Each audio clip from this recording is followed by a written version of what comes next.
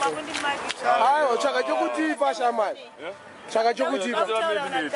Taura Miss Minute Maid lady. Minox. Nani? Nathan. Tandere. Tandere. Yeah, Uma drum. Marasta esa bana hapa. Na Sarudzai kachamuka. Sarudzai na Miss Minute.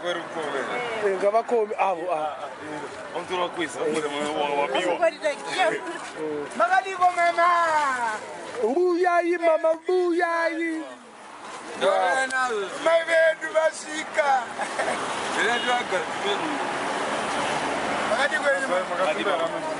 Basi why? Basi wangena musha? Yeah, ngiyabona umusha shamani. Wakatengele sho.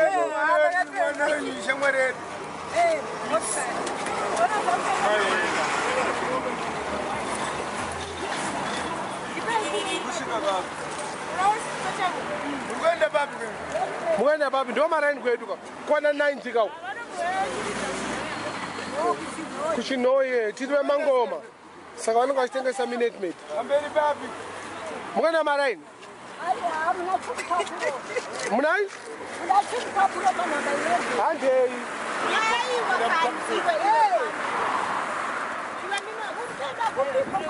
Ndo maraini kwedu kuno.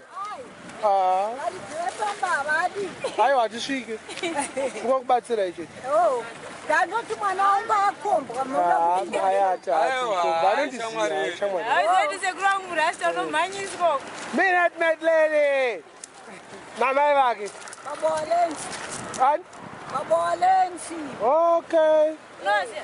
Ndoziye. Babani? Walensi. Lenat. Lensi opana 11 super. Mandikubatire zvakubheki. Ayo bata mazai shamani. Dad, vanoyachiridza kuchinoya. Oh.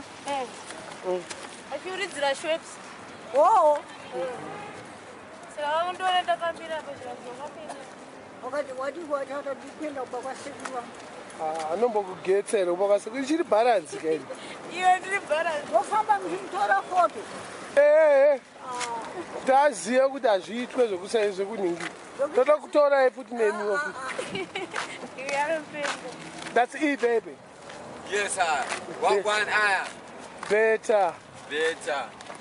Saka ndoregedza kutora foto. Aiwa, tidizokutora. Ndatomira. Maitapo.